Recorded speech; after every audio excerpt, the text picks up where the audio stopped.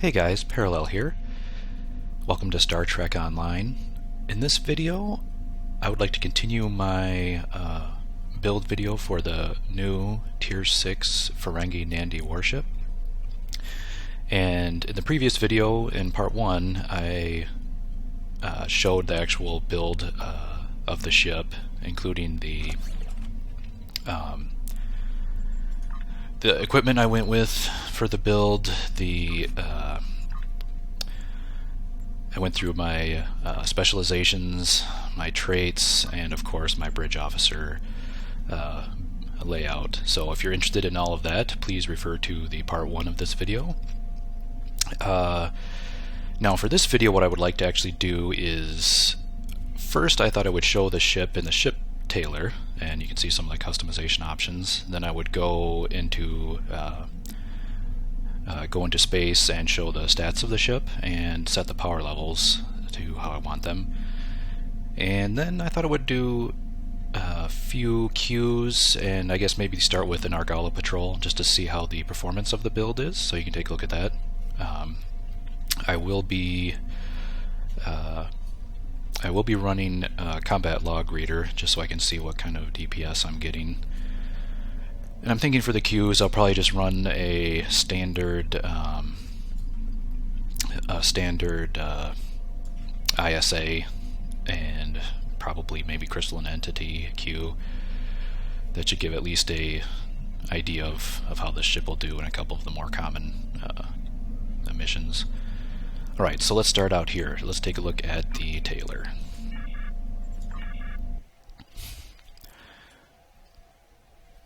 So here is the Nandi Warship.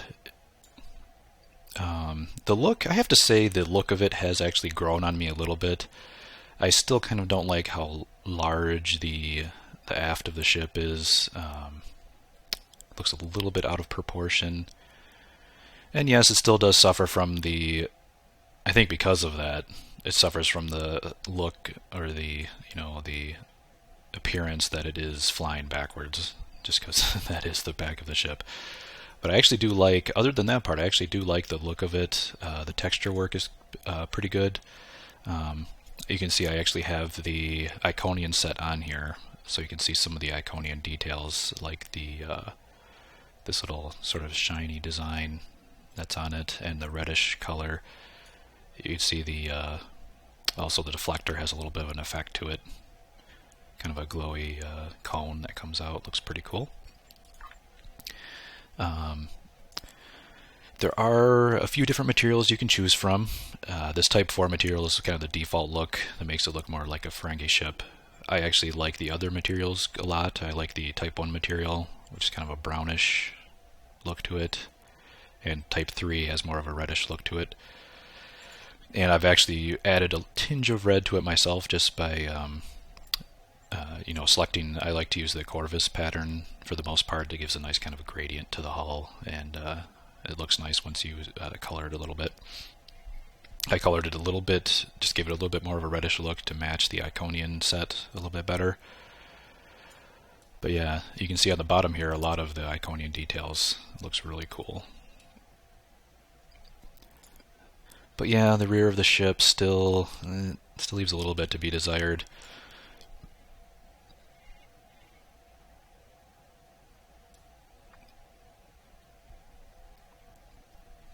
So that's the look of the ship. Like I said, it has grown on me. It's not too bad.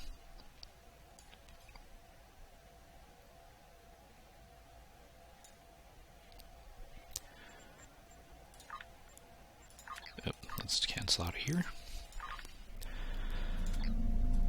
Alright, so there's the look of the ship. Now let's go up into space and check out the stats.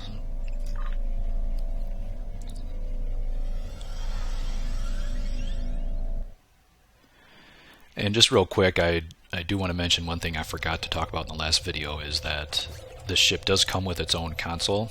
I don't believe I actually went into detail on this one. It seems like a semi-interesting console, maybe a little bit gimmicky. I mean, usually on these new ships, I do like to at least give the console a try for a while. Typically, I end up getting rid of it just because there are other consoles that do perform better as far as damage goes. But this one is the Metaphasic Solar Capacitor, and you can see here it does give a reduction to shield damage, which is nice. A 5% damage reduction to shields. 13.3% exotic damage. Interesting. Not sure.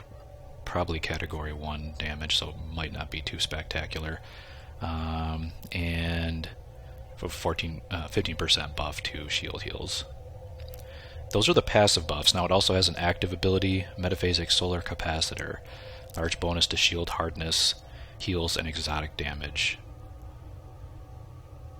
And if I'm not mistaken, oh yeah, upon activation, the passive console bonus is disabled for 60 seconds. So it gives you a larger buff for 15 seconds, but then for 45 seconds after that, I assume you don't have the passive bonuses. But those are good bonuses. I mean, a 15%, or no, reduction to shields by 50%. That's pretty good. And then a larger exotic damage, 26% there, and then a larger shield heal bonus. So it's, I mean, seems like a pretty decent defensive console. There certainly are, I mean, it has a good mix of, exotic damage in there. So it might be interesting on some of the more science-heavy builds, maybe.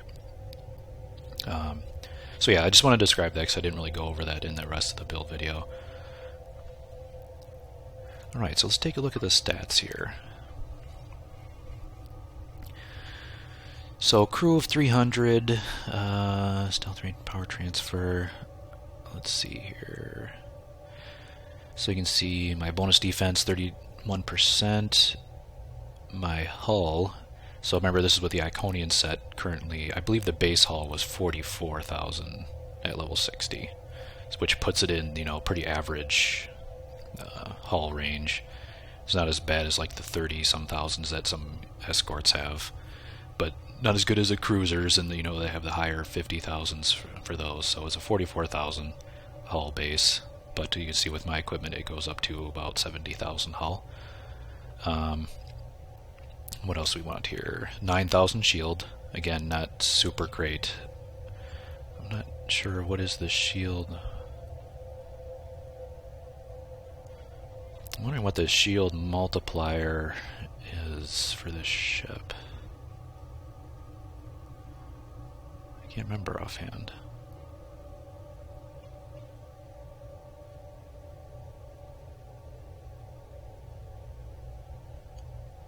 Typically, these type of ships that are more maneuverable do not have a good shield multiplier.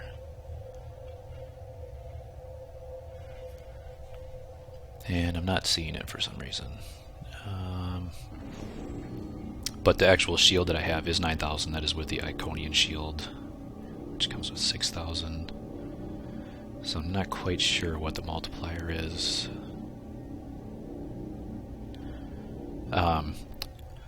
But let's just keep going here for now. Yeah, bonus accuracy 30%. You can see my crit chance is actually 31%. Well, that's actually quite good. Typically, like I said, since this ship allows for 6 bridge officers, I have 6 superior Romulan operative traits going, so that's actually quite good. I'm pretty happy with that crit chance.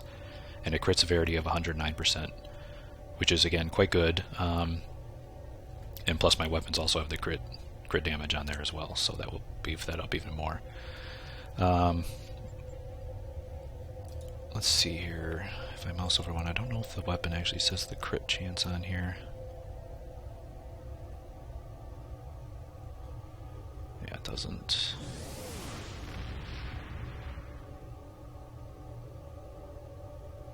Yeah. So there is that, and has a 45 inertia, which is okay. It's not bad. And a turn rate of 14 degrees per second, which is also good. Not quite escort level, but still good. Certainly much better than the cruiser. Alright, so those are the ship stats in space. You can see here how I've set my power levels. I wanted to max out my weapons power like I almost always do. This is, you know, an 8-beam weapon. It's going to be very power hungry, and I want to try to keep it above 125 if at all possible, to keep you know, my weapon even during the firing cycle, to try to keep their damage capped out. And I'm running very low power on shields and engines. Now I balance these so it should take me up to, for my engines, once my plasmonic leech gets going, it should bring me up to the 75 to get my amp bonus. And for shields, since I'm running emergency power to shields, once that triggers about 15 seconds into the fight, that will also kick it the rest of the way up. I don't think it'll get quite to 75 until the actual emergency power to shields activates. I usually do weapons first, which is why it will probably be 15 seconds into the fight before the shield, emergency power to shields will activate. And then whatever I have left, I dump into aux. So I'm running 95 aux, and as I said in my last video, that's because of the reputation trait for Nukara, which is auxiliary power configuration offense. So you can see here it's giving me almost a 4.8% all damage, and that's at 95 aux. Once my leech going, it'll get up even higher. So that's actually really good. And like I said, this is a category 2 bonus, so this buffs your overall damage. It's a very solid trait. I'm actually curious what this is giving me. So I do run the Nukara defensive one sometimes if I'm worried about a ship being a little too squishy. You know, if you're going for top DPS, you really should trade this out for the armor penetration trait. Where are you? Here we go. Enhanced armor penetration, which gives you the 5% armor penetration, which is not super great, but it does give a reasonably good buff. So you can see, let's see, it's giving me 20% or 19% kinetic, 90% all energy. Oh, it gives max hit points too. I didn't realize that, and maximum shield capacity. So that's actually pretty good. That's why I like these two Nukara traits. Again, if you're going for top DPS, you can take out the defensive one. Alright, let's go to full throttle here. You can get a look at how fast it turns. So, yeah, I mean, it's definitely not an S-score, but it is quite good. Feels more in like the sciencey ship area, or like a heavy destroyer type area of how fast it can turn. It's in that kind of range. 14 degrees per second. Alright. Let's head into the... let's head out to the Delta Quadrant, and let's start out with a Argala run, just to give this a little bit of a shakedown. And fortunately, I believe the double XP event just started, so this run should actually give me some decent XP, maybe start getting to work on those ship masteries here, which, while I'm on my way, I'll take a look at those. So here are the ship masteries. You do get the 5% precise weapon systems, 5% accuracy, it's decent, 50% crit, very good, 2.5% crit chance, also very good, and then all kinetic and all energy damage. And then of course the trait, the greedy emitters trait. Also a pretty interesting trait, if you... So it gives you 10 seconds for minus 50% weapon power cost, so that's actually a good damage buff. But you have to be running either Energy, Siphon, Tachyon Beam, or Tychon's Rift.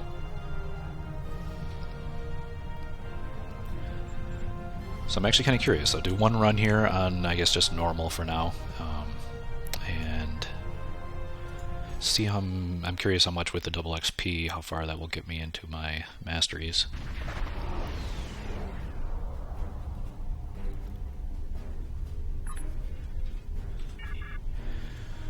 Alright, for these first ones here, I thought I'd give a little bit of...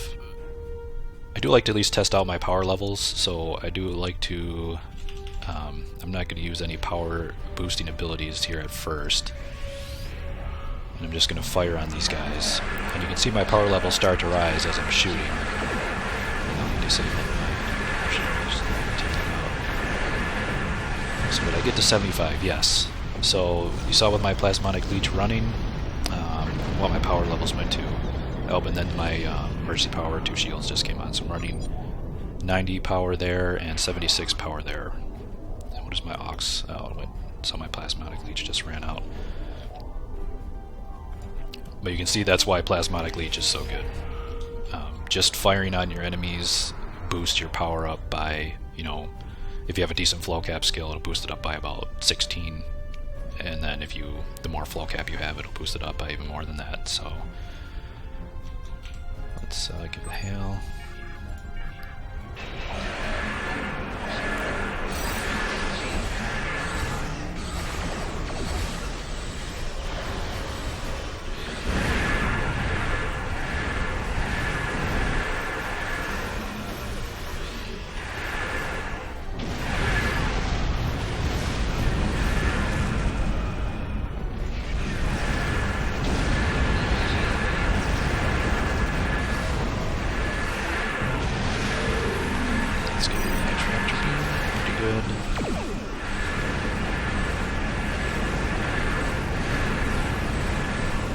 Congratulations, Admiral.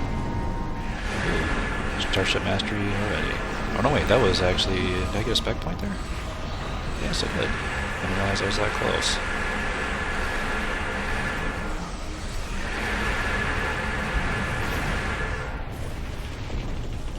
Okay, I'm gonna have a little fun here. Let's try using this console and then a gravity well and then attack and beam. And then he placated me. Let's use my science team.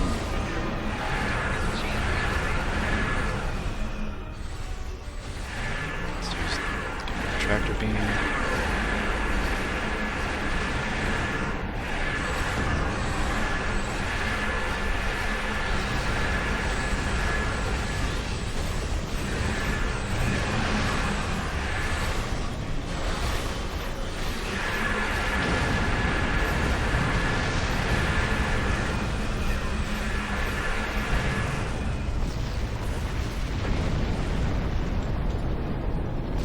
So far, so good.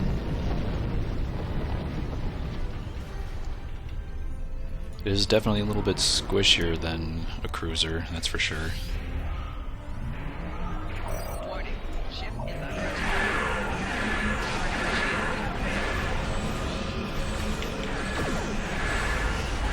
Shield failing.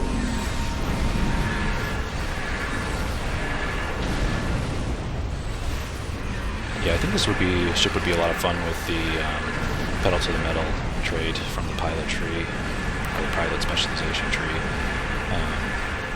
You could run around at full throttle, circle around things, and just get that nice damage bonus from that trait. With your 8 beams firing broadside, it would work pretty well, I think. Now this is double XP weekend. Might try to grind out some of the pilot, some specialization points to get some more pilot, you know, more pilot ranking. I'm only up to, oh, so that's my intelligence. I only got up to rock and roll for now, but I do have 3 spec points. So I would like to start investing. I think you get your first pedal to the metal. Oh, it's at 15. Okay, so you have to invest 15 points before you can get at least the first rank of pedal to the metal. Alright, so that was Argala. Why don't we do a Borg... Or should I do a Crystalline Entity? Let's do a Crystalline Entity first. It's usually a much faster queue.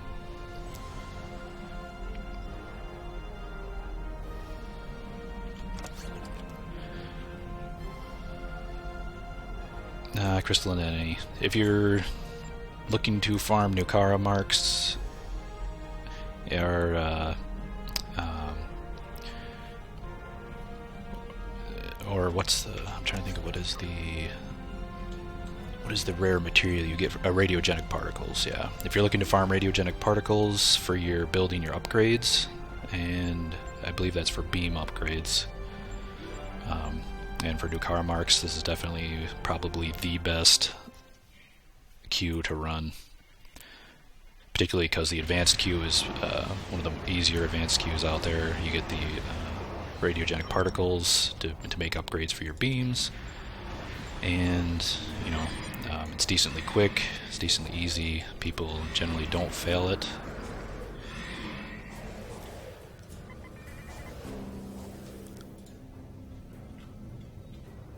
So let's set up here. I usually try to avoid that first spawn of Tholians. They did make this queue a bit harder.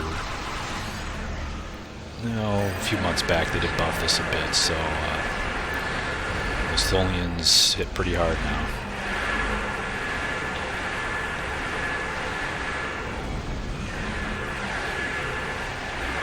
I'm running anchored, so I'm going to see how good I can just do turreting for a little while here, at least up until the first explosion, before I start getting too much attention on me.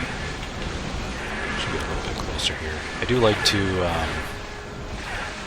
close the distance a little bit so I get some benefit from the point-blank shot trait, but then again, Crystalline Entity, you really don't want to get too close, because you can start getting hit by these fragments like that guy is about to do, and they hurt a lot.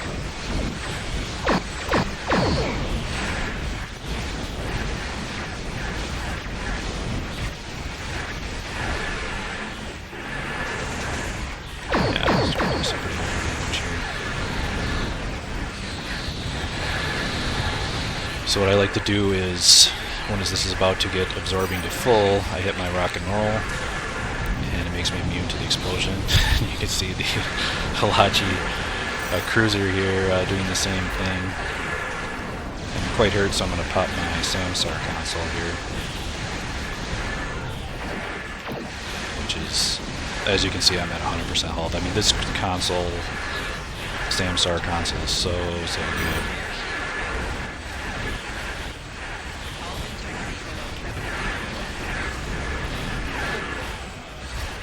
Let's use my tactical fleet because I'll mess it up right now. Taking a lot of damage here. Pick up the speed. Core shield failing. Rear shield failing. Right shield failing. Left shield failing. That's not good. Let's use that. Let's see if I can get rid of some of the damage.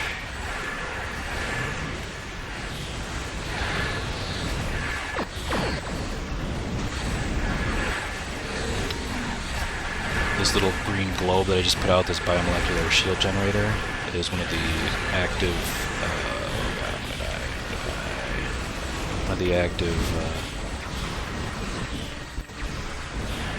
try to get out of range here before I get destroyed. Use my fleet support.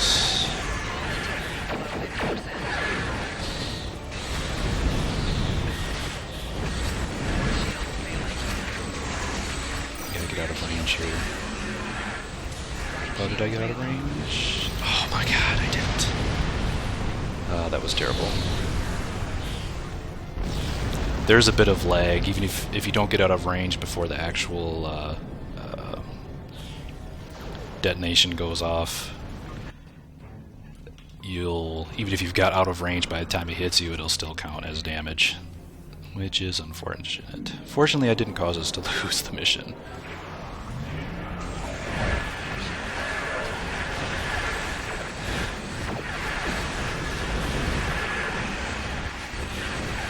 Because, yeah, if you lose the mission, if you, I think 3 people die. I don't know why I'm drawing so much aggro. But if 3 people die to the entity explosion, then, yeah, you fail.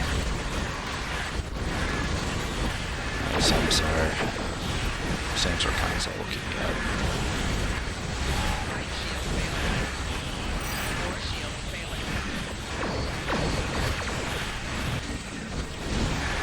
I can see from my Combat Log Readers is a fairly low DPS team. I think that's why I might be drawing so much aggro here. Core shield failing. Rear shield failing. Right shield failing. Left shield failing. Hull integrity below 50%.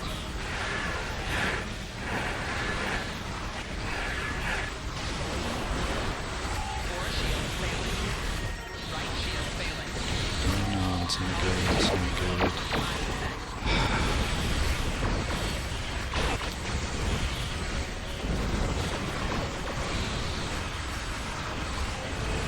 That's not good. Am I damaged? I am.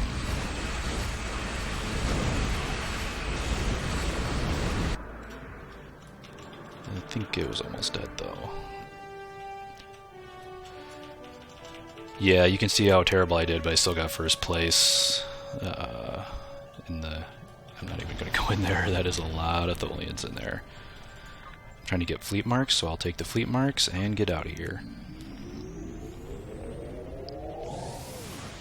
So yes, as you can see, this is not the most durable ship, but I was drawing a lot of aggro there. If I didn't have some of the defensive abilities I was running, I would have died even faster than that. Yeah. Alright, let's also queue up for a infected space, the conduit advanced, also known as ISA.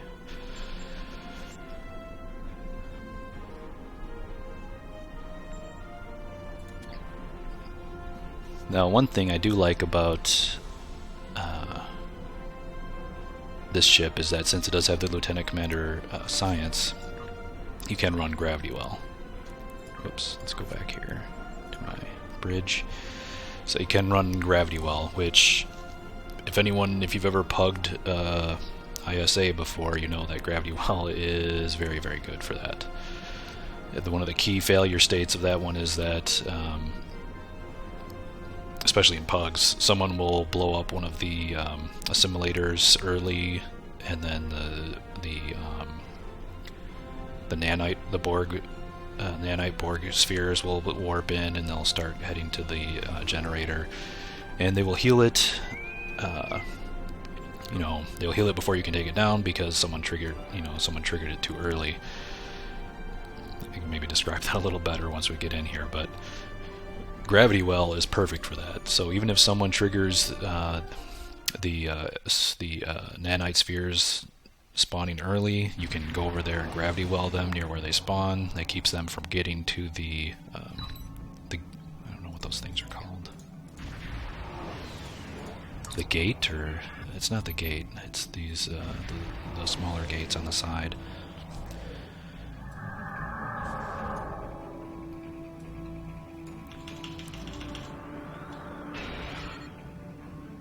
We got a Mata Raptor here, some destroyers.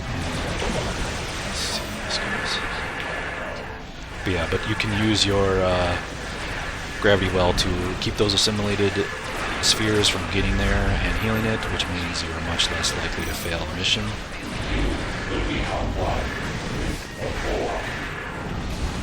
So yes, when you're pugging an ISA, having that gravity well is nice.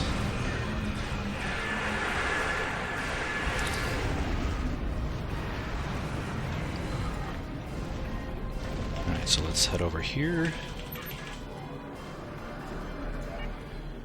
I usually always fly up here. Not sure why that guy's shooting. And the guy's shooting the gates. As you can see, someone already blew it. Alright. Down here. I'm going to try to destroy the rest of these as fast as I can.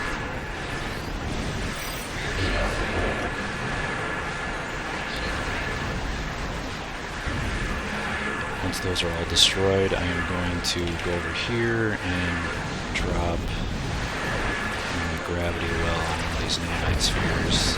Keep them busy. Alright. And let's get over here on the... that's what the transformers, that's what they're called, not gates. Let's Let's get on this thing. Let's debuff it. Go. Not too bad. It's down.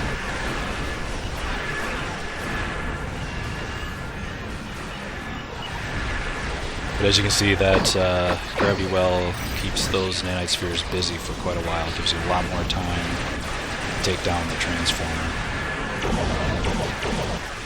Yeah, especially if you're in a lower DPS group, which is quite often the case in bugs.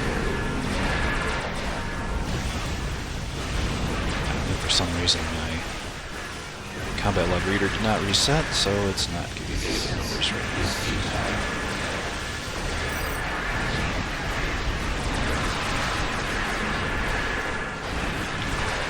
Let's finish up the rest of these spheres, get off of that.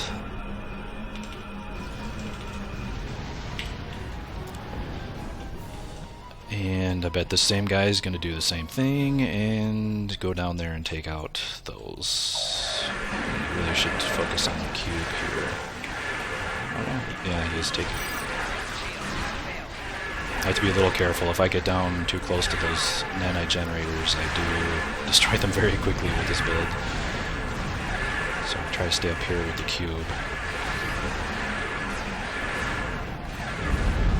And let's go down here.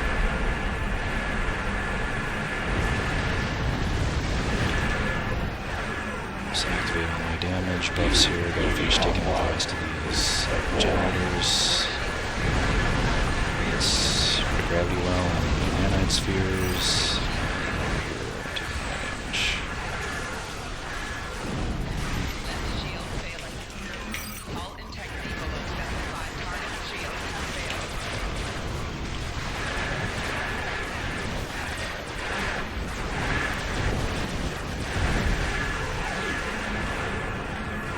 Good job. Alright, so those are the two risky parts. If you're ever going to fail ISA, that's usually where it happens.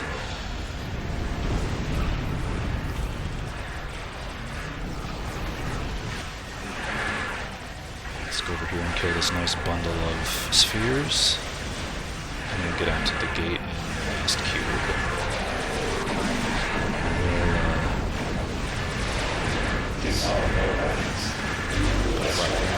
We'll nice and bunched up. Let's move the alien down.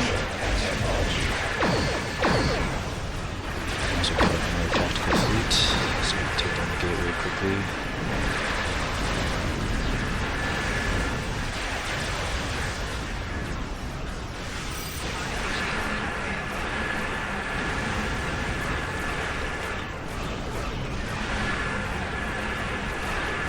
Don't want to really be tanking the cube.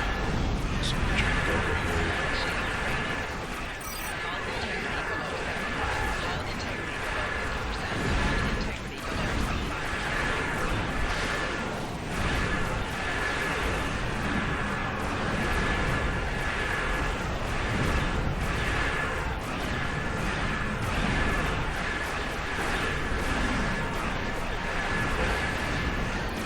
Using my abilities to try to stay alive here.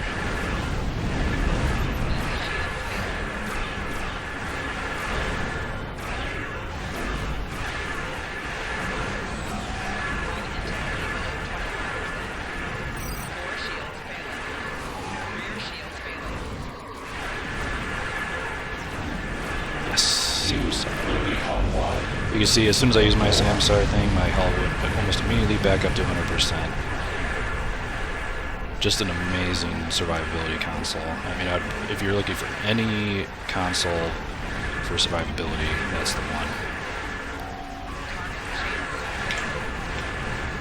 That's this console right here. It's the regenerative integrity field from the Samsar cruiser.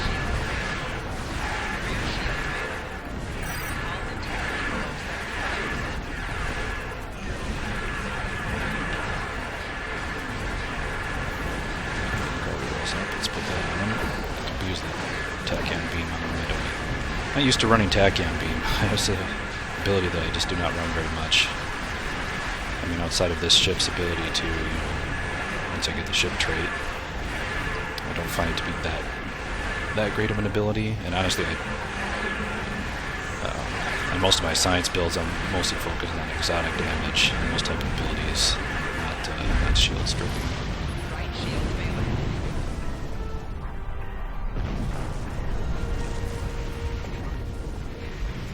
So there we go, there's an ISA.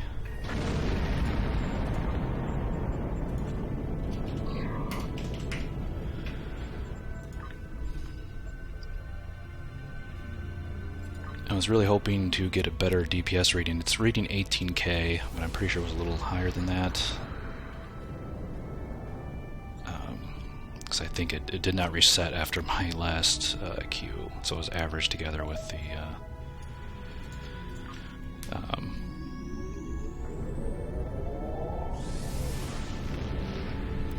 the Crystalline Entity run.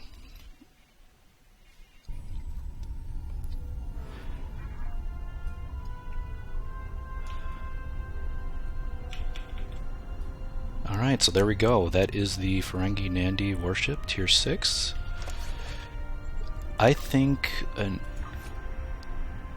a very good ship, honestly, for a free ship. I've heard a lot of people say this is the best free ship in the game, and I would probably tend to agree with that. I actually also really liked the ship that you got for the winter event, which is the Sarthon carrier. Pretty interesting ship as well. I think as far as top performance go, this one will probably beat that one by a significant margin, though. I like the layout. I like the 4x4 with a kind of an escorty build. It even is kind of neat with the kind of science focus that it has. I love the 6 bridge officers. So yeah, I mean, it's just an all-around very solid ship. And again, it'll be even better once I finish up the Starship Mastery unlocks. So there it is, everyone. Hope you enjoyed the videos for building this ship. Yeah, like I said, it is actually double XP weekend, so get out there and grind. Get those spec points going. Alright, thanks for watching, everyone. Bye for now.